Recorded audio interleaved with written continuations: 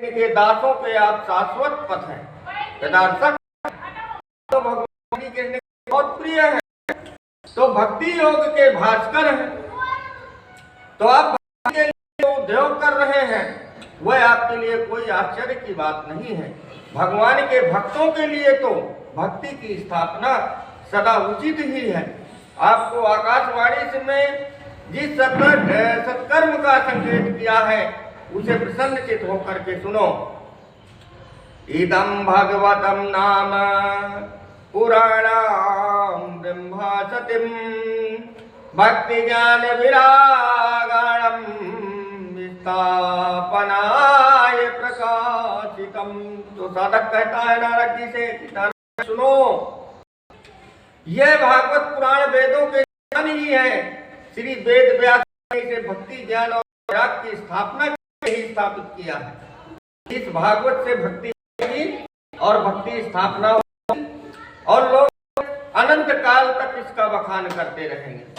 तो वेदांत के प्रगामी, गीता महाभारत आदि पुराणों के रचयिता व्यास जी जिस समय खिन्न होकर के, मन में दुख होकर के अज्ञान के समुद्र में लगा रहे थे, उस समय आपने ही उन्हें 4 श्लोकों में उपदेश दिया था। नारद जी, आपको ध्यान है कि नहीं? तो नारद जी कहते हैं उसे सुनते ही उनकी सारी चिंता नारद जी की दूर हो गई। इसलिए आप उन्हें शोक और दुख का नाश करने वाली श्रीमद् भागवत की कथा सुनाइए भक्ति के पुत्रों को, तभी उनको जो है होश आएगा, उनकी नींद खुलेगी। तो ये सुनकर नारद जी उन कुमारों की विनती करने लगे कि यदाचिनं चाभिनिहन्त सद्यः श्रेष्ठानोति भवदो दुःखवादिनां। तो नारद जी कहने लगे कि हे मुनीश्वरों, आपका दर्शन ही जीवों के संपूर्ण पापों को नष्ट कर देता है। जो संसार रूपी दुख के दावानल में, दुख के गहरे गड्ढे में तपे हुए हैं, उन पर शीघ्र ही शांति की वर्षा कर देते हैं। तो आप निरंतर शेष जी के मुख से गाए हुए भगवत कथा अमृत का पान करते रहते हैं। मैं प्रेम लक्षणा भक्ति का प्रकाश करने के लिए आपकी शरण लेता हूँ। वहाँ पे भगवान श्री कृष्ण है, आ गए थे उनके रूप में, संतों के रूप में, और आकर के नारद जी को बताया था। तो नारद जी ने फिर से उनसे पूछने लगे कि हे मुनीश्वरों, हे संतों, आप लोग तो वेद के परग्रामी हैं, कृपया यह बताइए कि सुख शास्त्र की कथा हमें किस स्थान पर करनी चाहिए। जैसे कि हमको कोई कथा करानी है, जैसे श्रीमद् भागवत की कथा करानी है, तो उसको कौन से स्थान पर करनी चाहिए, कैसे करनी चाहिए और कितनों दिनों में किस विधि से करनी चाहिए। तो सनंत कुमार ने कहा कि आप बड़े विनीत हैं, सुनिए। हरिद्वार के पास एक आनंद नाम का घाट है, वहाँ बड़े बड़े ऋषि मुनि और सिद्ध रहते हैं, बड़ा ही सुंदर और शांति का स्थान है। तो नारद जी, जहाँ कहीं भी भगवत की कथा होती है वहाँ भक्ति और भक्त अपने आप पहुँच जाते हैं। तो यह श्री भागवत की कथा सुनने मात्र से ही तीनों पुण्य तरण हो जाएंगे। इस भागवत पुराण की कथा कहने वाला सर्वप्रथम किसी भी विष्णु स्वामी संप्रदाय के आचार्य से दीक्षित हो और ईश्वर में विश्वास हो, भगवान का भक्त हो, सरल एवं शुद्ध विचार वाला हो और अन्य पुराण इतिहास का जानने वाला हो।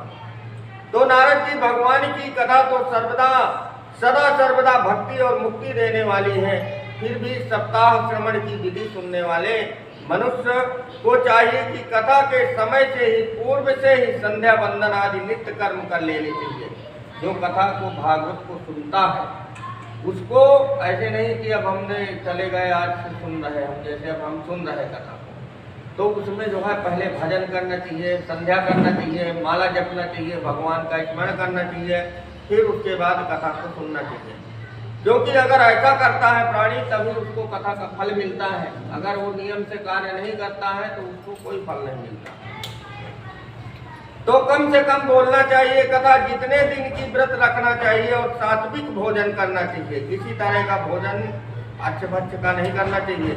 और गौ और ब्राह्मण अपने यहाँ आए, अभ्यागत का सत्कार करना चाहिए और ब्रह्मचर्य का पालन करना, और भूमि पर चौकी आसन बिछाकर शयन करना चाहिए। भूमि पर बैठ करके कथा को श्रवण करना चाहिए। भागवत की कथा प्रारंभ होने से पूर्व ही जगह जगह पर पत्र आदि के द्वारा सूचना करा देनी चाहिए कि जैसे कि प्रचार हो रहा है कि भाई फली जगह कथा हो रही है और सभी लोग आवे और कथा सुने। तो एवं मुक्ता कुमारास्ते नारदेन समाततः गंगा तटम समाजगु कथा पानाय सतवरः। तो श्री सूत जी साधक कहते हैं कि हे शौनकाद जी, इस प्रकार कहकर नारद जी के साथ शौनकाद जी भी भगवान भगवत की अमृतमयी कथा का पान करने के लिए वहां से तुरंत गंगा जी के तट पर आ गए। तो जिस समय गंगा के तट पर पहुंचे उस समय वहां भूलोक और देवलोक और ब्रह्मलोक सभी स्थानों में श्री भागवत की कथा का हल्ला हो गया। तीनों लोक में भागवत कथा का हल्ला हो गया।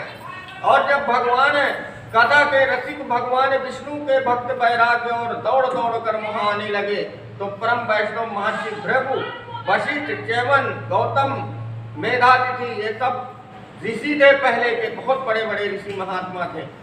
तो मेधातिथि, देवल, देवराज, परशुराम, विश्वामित्र, सकल मार्कांडे ऋषि, दत्तात्रेय, योगेश्वर व्यास और पराशर आदि प्रधान मुनिजन अपने अपने पुत्र, शिष्य और स्त्रियों के साथ वहां आए। तो वेद, वेदांत, उपनिषद, तंत्र, मंत्र, 17 पुराण और 4 शास्त्र गंगा के पर कथा अमृत का कराने के लिए मूर्तिमान होकर विराजे थे। तो श्रोताओं, सुनने वाले भक्तों, सबसे आगे की पंक्ति में वैष्णव विरक्त सन्यासी और ब्रह्मचारी बैठे हुए थे और उनसे सबसे आगे नारद जी विराजे थे।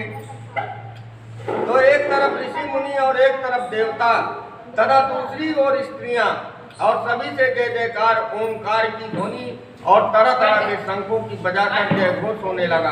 तो लोगों ने अबीर, गुलाल, पुष्प, खील आदि की वर्षा की और आकाश में सभी श्रेष्ठ देवता अपने अपने विमानों पर बैठे हुए सभी भक्तों के ऊपर कल्पवृक्ष के पुष्प के वर्षा करने लगे। जब कोई भक्त मन से भागवत का श्रवण करता है तो उसके ऊपर भगवान का अमृत अपने आप झड़ने लगता है भागवत सुनने में। तो पहले श्रीमद् भागवत की महिमा कहते हैं। श्रीमद् भागवत की कथा सदा सर्वदा सुननी चाहिए। इस कथा के श्रवण करने से, सुनने मात्र से ही अपने और 12 स्कंद श्री सुखदेव जी और राजा परीक्षित का संवाद है। तो आप लोग ये भागवत की कथा ध्यान पूर्वक सुने। ये जीव तभी तक अज्ञान के वशीभूत है, इस संसार के चक्र में भटकता है जब तक उसको सुख शास्त्र की कथा उसके कान में सुनाई नहीं दे रही, तब तक वो भटक रहा है प्राणी। तो साधक कहते हैं जो मनुष्य अंत समय में श्री भगवत का वाक्य सुन लेता है उस जीव का प्रसन्न होकर भगवान उसे वैकुंठ धाम दे देते हैं।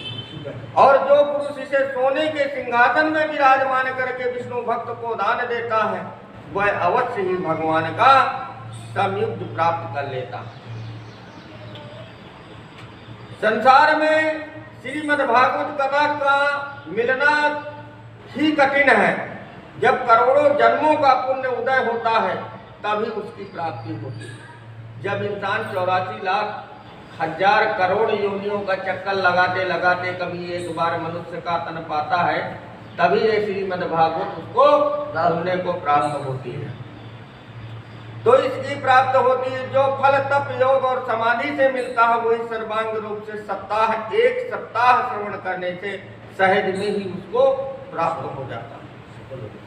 तो इसकी विशेषता यहाँ वर्णन करूं, यह भगवत सप्ताह से तो सभी से बढ़कर इसके सुनने के लिए भगवान श्री कृष्ण की भक्ति में विश्वास होना चाहिए इंसान कि नहीं ये बात सत्य है, ये हमारी भागवत सत्य है, जो बता रहा है वो सत्य है। तो इस कलयुग में बहुत दिनों तक चित्त की वृत्ति को बस में रखना, नियमों का पालन करना, किसी पुण्य कार्य के लिए अधिक दिनों तक दीक्षित रहना बहुत ही कठिन है। इसलिए ऋषियों ने सप्ताह की विधि रखी है कि 7 दिन तो कम से कम इंसान कर ही सकता है। भाई बहुत ज़्यादा दिन में नहीं नियम हो पाते, तो इसलिए 7 सप्ताह का ऋषि मुनियों ने भागवत का प्रसंग रख दिया है कि 1 सप्ताह की भागवत होगी। तो साधक ने सूत जी से पूछा, यह तो अपने बड़े आश्चर्य की बात कही, अवश्य ही यह भगवत पुराण योग वेता ब्रह्मा जी के भी अधिकरण भगवान श्री नारायण का निरूपण है, परंतु यह मोक्ष की प्राप्ति में ज्ञानादि सभी साधनों का तिरस्कार करके इस युग में उनसे भी कैसे बढ़ गया। तो साधक ने कहा कि हे संतोष, द्वापर के अंत में जब भगवान श्री कृष्ण इस धराधाम को छोड़कर अपने नित्य धाम को जाने लगे, तब उनके मुखारविंद से ज्ञानोपदेश सुनकर भी उद्धव जी ने पूछा, उद्धव जी ने भगवान श्री कृष्ण से पूछा, क्या पूछा कि हे गोविंद, अब आप तो अपने भक्तों का कार्य करके परम धाम को जाना चाहते हैं, किंतु मेरे मन में एक बड़ी चिंता है। तो आप अब घोर कलिकाल आया, तो इसलिए समझिए, इसलिए संसार में फिर उनको दुष्ट अनेकों दुष्ट पैदा हो जाएंगे।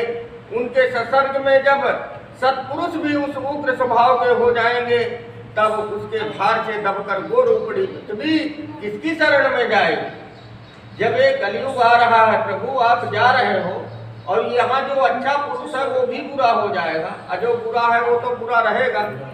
तो जब इसके प्रभाव में दब जाएगा तो वो किसकी शरण में जाएगा। ये पृथ्वी जब पाप से लद जाएगी, भर जाएगी, तो किसके शरण में जाएगी। तो उग्र स्वभाव के हो जाएंगे, किसकी शरण में जाएगी पृथ्वी। तो हे कमल नयन, उद्धव जी पूछते हैं भगवान श्री कृष्ण से कि हे कमल नयन, मुझे तो आपको छोड़कर इसकी रक्षा करने वाला और कोई नहीं दिखाई देता, इसलिए माधव आप मत जाइए, आप यहीं रहिए पृथ्वी लोक में। तो साधक कहता है, भगवान कहते हैं उद्धव जी से कि प्रभास क्षेत्र में अपने प्रिय सखा उद्धव जी के वचन सुनकर भगवान ने अपने भक्तों के उद्धार हेतु भगवान श्री कृष्ण ने इस भागवत पुराण में अपने को प्रविष्ट कर दिया है। एक प्रसंग एकादश स्कंद की कथा में विस्तार से आपको हम आगे अभी सुनाएंगे कि गीता का प्रसंग बड़ा ही रोमांच और भगवत ज्ञान को बढ़ाने वाला है। जिस समय सनकादिक ऋषि श्रीमद् भागवत सप्ताह श्रवण की महिमा बखान कर रहे थे, उस समय एक बड़ा आश्चर्य हुआ। वहां मैं आपको सुनाता हूँ कि भक्ति ही सुता तो तारुणो गृहीत्वा प्रेम करूपा सहसा विरेचिता श्री कृष्ण गोविंद हरे मुरारे नाथेति नमा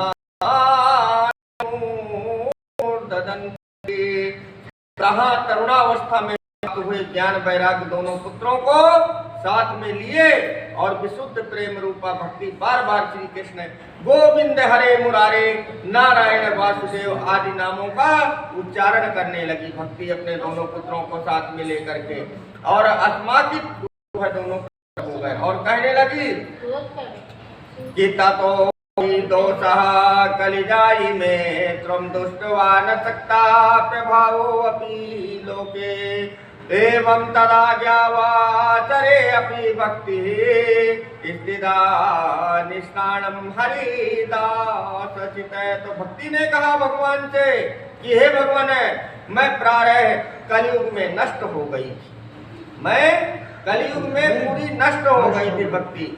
तो आपने कथा अमृत ये कथा सुनाकर इस कथा से मुझको सींच करके मुझे फिर पुनः पुष्ट कर दिया, मजबूत कर दिया प्रभु।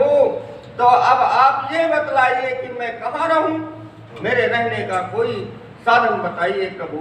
तो यह सुनकर सनकादियों ऋषियों ने कहा कि तुम भक्तों की भगवान का रूप देने वाली हो, अनन्य प्रेम की संपादन करने वाली हो, संसार रोग को निर्मूल करने वाली हो, अतः तुम धैर्य धारण करके नित्य निरंतर भगवान विष्णु के भक्तों के हृदय में निवास करो। तुम तो संसार को ज्ञान देने वाली हो, भक्ति देने वाली हो, तो जो भगवान विष्णु का दास हो, जो पूजा भजन करने वाला हो, जो सत्कर्म करने वाला हो, उसके हृदय में आप वास करो। तो भक्ति को भक्तों के हृदय में वास करने के लिए ऋषि मुनियों ने आदेश दे दिया। तो भक्तों के हृदय में निवास करो। ये कलयुग के दोष भले ही सारे संसार पर अपना प्रभाव डालेंगे, किंतु वहां तुम पर इनकी दृष्टि नहीं पड़ सकती है। इस प्रकार इससे आज्ञा पाकर तुरंत ही भगवत भक्तों ने हृदय में स्थापित हो गए। तो संतों की कृपा से भक्ति का कष्ट निवारण हुआ और यहाँ चिरंजीवी संत आदि ने कहा कि इस कलयुग में भगवान भक्तों का ये कली के दूत आदि कुछ भी नहीं बिगाड़ सकते। इस कथा में प्रसंग से हमें ज्ञान प्राप्त होता है कि हमें भगवत भक्ति में ही विश्वास रखना चाहिए। गीता में कहा गया है, त्वमेव शरणं गच्छ सर्वे भावेन भारतः तत्व प्रसादात् परम शांतिं स्थानं प्रपश्यामि शाश्वतम्। तो भगवान श्री कृष्ण कहते हैं कि हे अर्जुन, तू सब प्रकार से उस परमेश्वर की शरण में जा, उस परमात्मा की कृपा से तू परम शांति और सनातन परम धाम को प्राप्त होगा।